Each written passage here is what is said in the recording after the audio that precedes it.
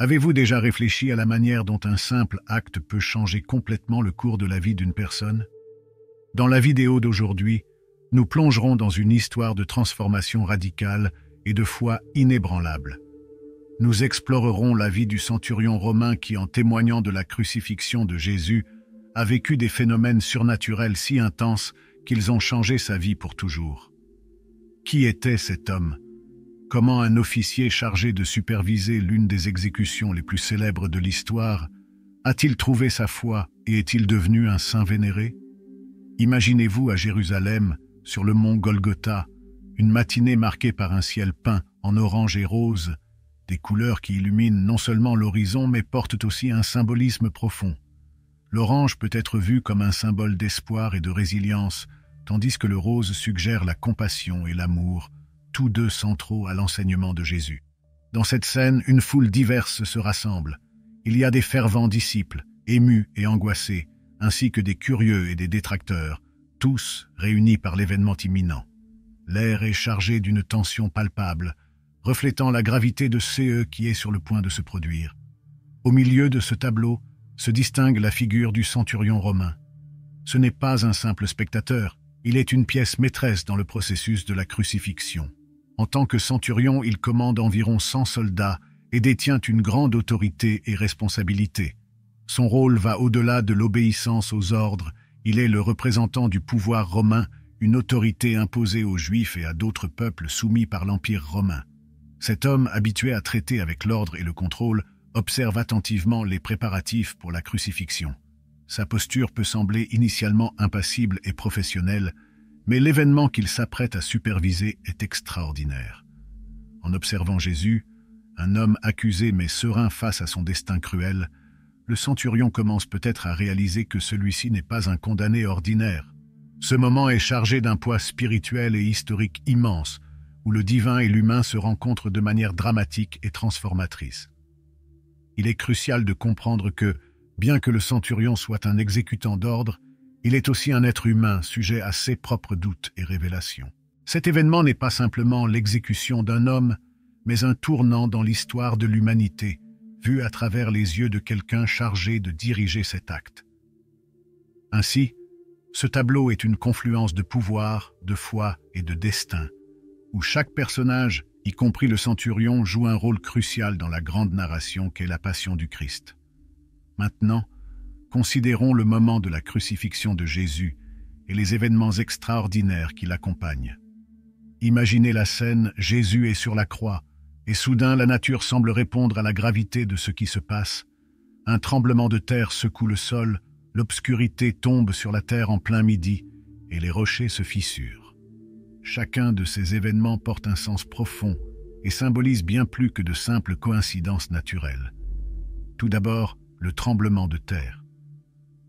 Dans la tradition biblique, les tremblements de terre sont souvent utilisés pour indiquer la présence de Dieu et des moments significatifs d'intervention divine. Lorsque la terre tremble, c'est comme si elle répondait à l'acte d'injustice de la crucifixion d'un homme innocent et divin. C'est une manifestation physique de la perturbation sur le plan spirituel et moral. Ensuite, nous avons l'obscurité qui couvre la terre. Ce n'est pas simplement un nuage passant devant le soleil, c'est un assombrissement profond et surnaturel. Dans la culture juive, l'obscurité est souvent associée au jugement et à la calamité. Ici, elle symbolise le deuil du monde et le deuil de Dieu pour l'exécution de son Fils. Elle sert également à souligner la gravité du sacrifice de Jésus, marquant ce moment comme un tournant dans l'histoire humaine et divine. Finalement, les roches qui se brisent peuvent être vues comme un symbole de la rupture de l'ancien ordre. Tout comme les roches se brisent, l'événement de la crucifixion rompt avec les attentes et les structures religieuses et sociales existantes. Cela signifie également la destruction des barrières entre le divin et l'humain, car avec la mort de Jésus, un nouveau chemin vers la communion avec Dieu est ouvert. Pour ceux présents au Golgotha, y compris le centurion, ces événements sont plus que perturbateurs, ils sont révélateurs. Pour un observateur occasionnel, ils pourraient sembler n'être que des coïncidences météorologiques ou géologiques. Cependant, pour ceux qui sont attentifs au sens spirituel de ce qui se passe, ces signes naturels sont un puissant message qu'il se passe quelque chose de divin et d'extraordinaire.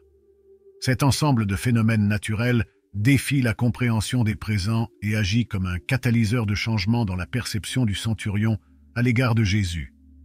Ainsi, ces événements ne font pas que accompagner le sacrifice de Jésus, mais attestent de sa signification et renforcent l'idée que sa mort est un tournant dans la relation entre Dieu et l'humanité.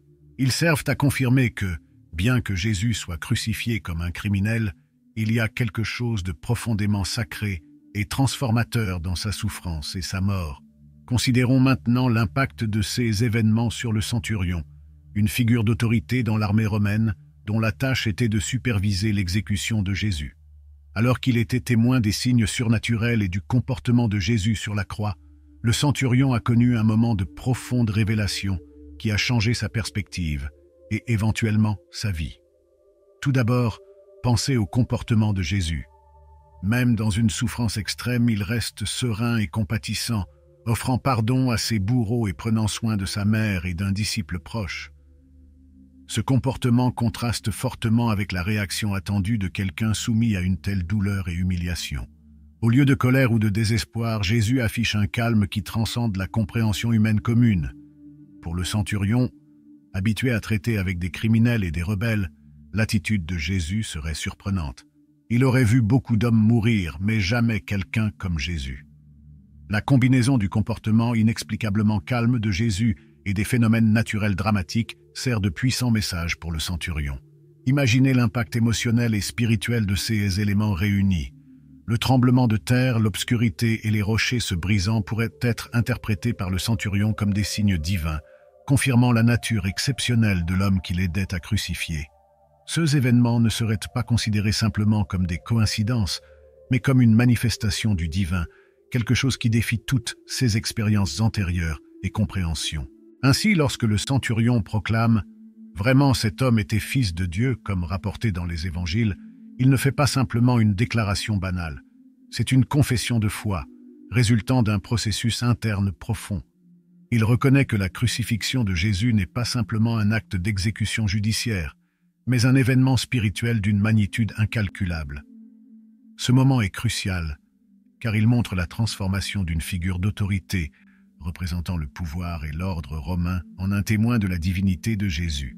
Il passe de bourreau à croyant, un exemple puissant de la manière dont le témoignage de Jésus et les événements de la crucifixion ont été capables de franchir les barrières culturelles et religieuses, touchant même ceux qui semblaient être du côté opposé. Pour nous aujourd'hui, l'histoire du centurion nous rappelle que personne n'est au-delà de la portée du message et de l'amour de Jésus. Elle montre que la révélation peut venir dans les moments les plus improbables et peut transformer les gens de manière inattendue. Elle nous met au défi de regarder au-delà des apparences et de reconnaître la présence et l'action divine dans le monde qui nous entoure. Après la crucifixion et la déclaration de foi frappante devant la croix, le centurion romain, qui serait plus tard connu sous le nom de Saint Longin, subit une profonde transformation spirituelle. Cette transformation est si significative qu'il décide d'abandonner sa carrière militaire et sa vie passée pour suivre les enseignements de Jésus. Explorons comment ce processus aurait pu se dérouler, rendant la compréhension plus accessible. Imaginez quelqu'un qui a passé toute sa vie dans un environnement où la force et l'autorité sont valorisées par-dessus tout. Le centurion, en tant que leader militaire, était responsable de maintenir l'ordre et d'appliquer les lois de l'Empire romain, souvent par des méthodes brutales. Sa vie était régie par une discipline rigide, l'obéissance aux ordres et une hiérarchie claire. Cependant, en assistant à la crucifixion de Jésus et aux événements miraculeux qui l'ont accompagné, le centurion fait l'expérience d'un choc de réalité qui remet en question tout ce qu'il connaissait et croyait. La sérénité et la dignité de Jésus sur la croix, en contraste avec la souffrance extrême et l'injustice de la situation, suscitent une profonde remise en question de ses croyances et valeurs. En proclamant Jésus comme le Fils de Dieu, le centurion reconnaît non seulement la divinité de Jésus, mais entame également un processus de questionnement personnel et spirituel. Ce moment marque le début de sa transformation spirituelle. Il commence à comprendre que la véritable force ne réside pas dans l'autorité militaire ou le pouvoir temporel, mais dans la capacité d'aimer, de pardonner et de servir les autres, des principes que Jésus a exemplifiés jusqu'au bout. Déterminé à changer de vie, Saint Longin abandonne sa position et ses responsabilités de centurion. Cette décision n'a pas dû être facile. Il renoncerait à une carrière stable, à un prestige social et à une sécurité financière pour quelque chose de beaucoup plus incertain et intangible, une vie consacrée aux enseignements d'un homme qu'il avait aidé à crucifier, mais dont le message de rédemption et d'amour inconditionnel avait profondément touché son cœur et transformé son âme. Suivant les enseignements de Jésus, Saint Longin emprunte un nouveau chemin, probablement confronté à l'isolement, à la méfiance et même à la persécution. Il se consacre à vivre et à prêcher l'Évangile, partageant la bonne nouvelle du salut et de l'amour divin qu'il avait expérimenté de manière si unique. Son voyage de foi illustre non seulement la possibilité de rédemption et de transformation, mais sert également de témoignage puissant de l'impact durable que la rencontre avec le divin peut avoir dans la vie d'une personne. La figure de Saint Longin, le centurion qui a proclamé Jésus comme le Fils de Dieu au pied de la croix, est particulièrement significative, car il est considéré comme l'un des premiers gentils, c'est-à-dire des non-juifs, à reconnaître et à déclarer la divinité de Jésus. Cette reconnaissance est cruciale, car elle symbolise l'expansion du message de Jésus au-delà des frontières juives, mettant en évidence sa universalité. Imaginez que vous vivez à une époque où les croyances religieuses sont profondément divisées entre les Juifs et les païens, et le judaïsme, auquel Jésus appartenait, est considéré comme une foi exclusive d'un seul peuple. Dans ce contexte, la figure de Jésus, un Juif, serait initialement perçue comme pertinente uniquement pour les Juifs eux-mêmes. Cependant, le message de Jésus sur l'amour, le pardon et la rédemption ne connaît pas les barrières ethniques ou culturelles qui divisent habituellement les gens. Saint Longin, en tant que Romain et donc membre de l'Empire dominant qui ne partageait pas les traditions juives, trouve en Jésus quelque chose de si universellement vrai et profond qu'il transcende sa propre culture et religion. En déclarant que Jésus est le Fils de Dieu, Longin n'affirme pas seulement sa foi personnelle, mais marque également un moment significatif d'inclusion et d'expansion du christianisme. Cette reconnaissance a un poids immense, car elle montre que le message de Jésus est accessible et pertinent pour tous, quelle que soit leur origine ethnique ou culturelle. Longin, dans sa position d'autorité et en tant que païen, devient un symbole puissant de la capacité de l'Évangile à franchir les frontières et à transformer les cœurs de tous les peuples. De plus, en embrassant la foi en Jésus, Saint Longin défie les normes et les attentes de sa propre culture. Il montre que le message de Jésus n'est pas simplement une extension du judaïsme, mais une nouvelle foi qui invite tout le monde à participer à la promesse de salut et à une relation renouvelée avec Dieu. Cela est significatif, car cela ouvre la voie à ce que le christianisme devienne une religion vraiment mondiale, capable d'atteindre tous les coins du monde. Ainsi, l'histoire de Saint Longin est un rappel que l'amour et la vérité de Dieu sont offerts à tous. Il nous enseigne que peu importe à quel point nous pouvons être différents en termes d'héritage culturel ou de croyances passées, le message de Jésus peut nous unir et nous transformer. C'est un message d'espoir et de rédemption qui est aussi pertinent aujourd'hui qu'il l'était à l'époque. Et la foi de Saint Longin sert de témoignage durable du pouvoir inclusif et transformateur de l'Évangile. La décision de Saint Longin de suivre le Christ après la crucifixion, bien que profondément transformative et spirituellement enrichissante, n'est pas venue sans un coût significatif. Il s'est retrouvé en conflit sérieux avec les autorités romaines, une situation qui peut être difficile à comprendre sans considérer le contexte historique et culturel de l'époque. Explorons cela d'une manière plus claire et accessible. Dans l'Empire romain, la religion était intrinsèquement liée à l'État. Les empereurs étaient souvent divinisés, et le polythéisme romain était plus qu'une pratique religieuse. C'était un élément de cohésion sociale et politique. La loyauté envers l'Empire se manifestait souvent à travers des pratiques religieuses qui affirmaient l'ordre établi et la hiérarchie divine romaine. Lorsque Saint Longin, un centurion romain, décide de suivre Jésus, il ne choisit pas seulement une nouvelle foi religieuse, mais il s'éloigne des normes et des attentes culturelles et politiques de son époque. Pour les Romains, ce choix pouvait être perçu comme une forme de trahison ou de subversion. La conversion de Longin le met non seulement en désaccord avec les croyances religieuses établies, mais aussi avec le système juridique et social qui maintenait l'ordre dans l'Empire romain.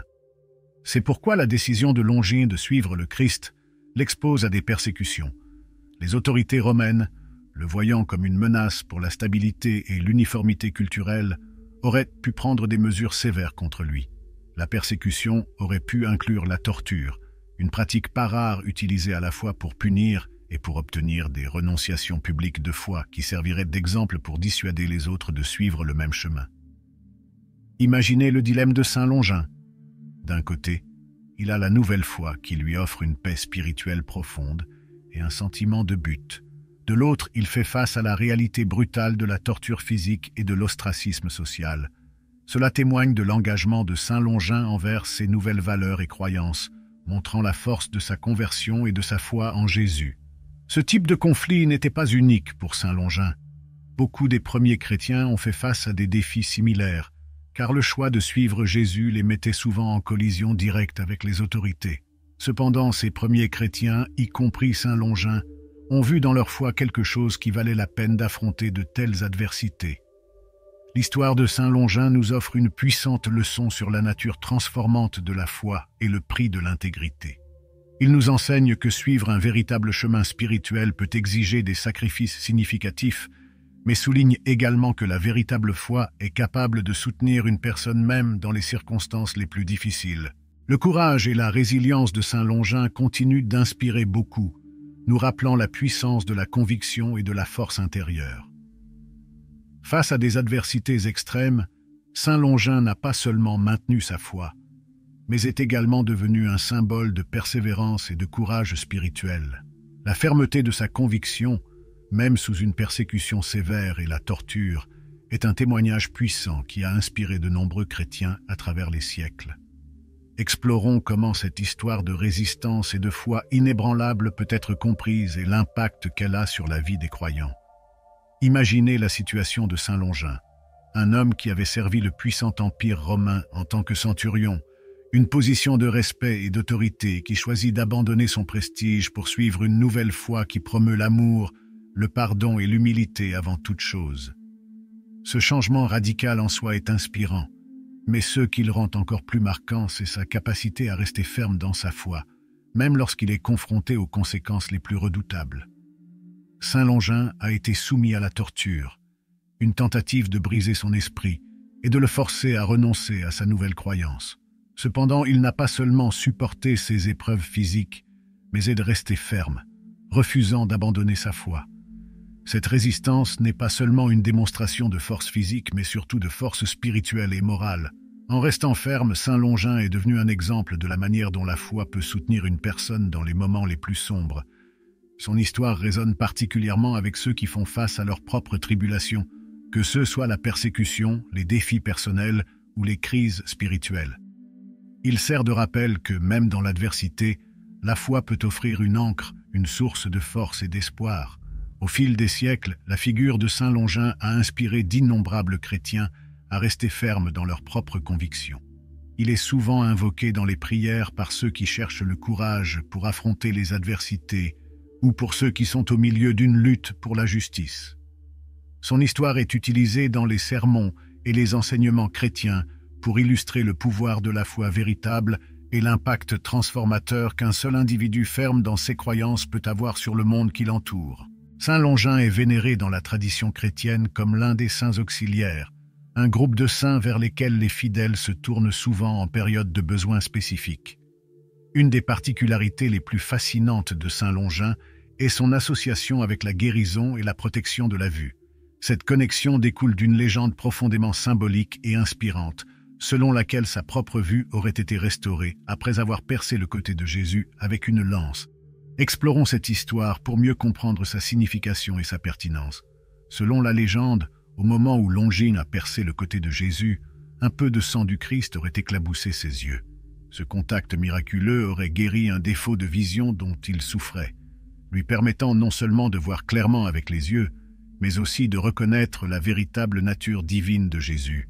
Cet événement symbolise une ouverture spirituelle et physique de sa vision, marquant le début de sa conversion et de son engagement envers la foi chrétienne. Cette histoire résonne à plusieurs niveaux. Au sens littéral, elle parle de la guérison physique, l'une des raisons pour lesquelles de nombreux fidèles invoquent aujourd'hui Saint Longin dans leurs prières pour des problèmes liés à la vision. Ils demandent son intercession dans l'espoir de recevoir une guérison ou une amélioration de leurs conditions oculaires, suivant l'exemple du miracle qu'il a lui-même vécu. Cependant, au niveau symbolique, la restauration de la vue de Saint Longin après le contact avec le sang du Christ est un puissant symbole d'illumination spirituelle. Cela suggère que la vraie vision ne concerne pas seulement la capacité physique de voir, mais aussi la clarté spirituelle et la capacité de percevoir et de reconnaître les vérités divines. Le moment où sa vue est restaurée représente sa propre réalisation et reconnaissance de Jésus comme le Fils de Dieu, un changement de perception qui le transforme d'un exécuteur en un dévoué disciple du Christ. Pour ces raisons, Saint Longin est non seulement un patron pour ceux qui recherchent une guérison physique des yeux, mais aussi un modèle pour ceux qui recherchent une vision plus profonde et une compréhension plus claire de la foi. Il illustre l'idée que, grâce à la foi et à l'intercession divine, les gens peuvent être conduits à une nouvelle compréhension et à une nouvelle façon de voir le monde, à la fois spirituellement et littéralement.